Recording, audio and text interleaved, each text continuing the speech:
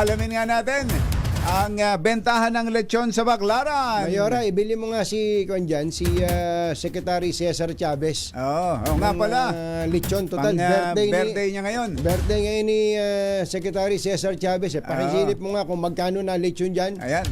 Baka yun din ang dahilan talaga ni Giselle. Kaya siya nagpunta dyan. Silip. Sige nga. RH15, Giselle Recaport. Coming, Giselle! Ka Jerry, Katunying, matumal pa ang bentahan ng lechon dito sa Baclaran, Parañaque City. Ilang linggo na lamang bago ang Kapaskuhan. Ayon sa mga lechoneros, mahina pa ang demand lalo't hinihikayat daw ng gobyerno ang publiko na magkaroon lamang ng simpleng selebrasyon. Nananatili namang normal ang presyo ng Lydia's lechon at ang mas magandang balita, wala raw silang balak magtaas ng presyuhan. Masarap pa raw ba hanggang ngayon ang lechon nila? Wala daw pagbabago. Kung hindi daw magbabago yung presyo nila, urig din yung lasa. Hindi ko na maalala yung... tinikman mo ba? Tinikman mo? Naghahanap nga ako ng balat, wala pong nakasalang.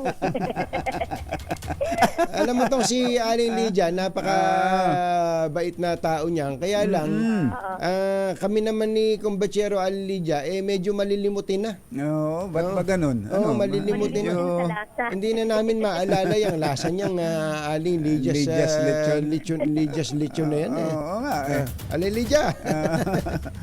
Ang dami pa naman.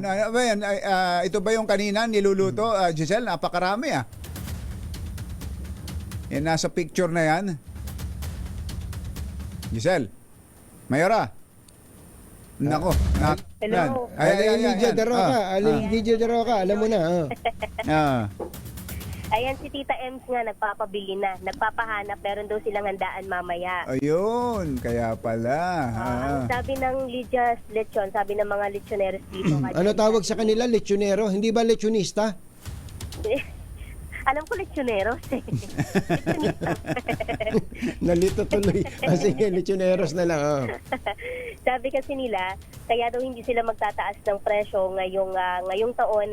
Paraan daw nila yan para makatulong daw doon sa ating mga kababayan matapos nga manalasa yung 6 na magkakasunod na bagyo at sa gitna pa rin ng mahal na presyuhan ng mga pangunahing bilihin.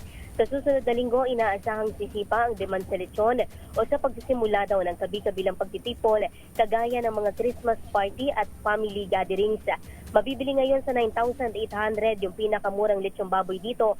Meron ding 10,800, 12,800 pesos hanggang 30,800 naman yung pinakamahal na lechong baboy habang 65,800 naman yung presyuhan ng lechong baka. Ito si Giselle Ricaport para sa DZRH, una sa Pilipinas, una sa Pilipino. Thank you, Giselle.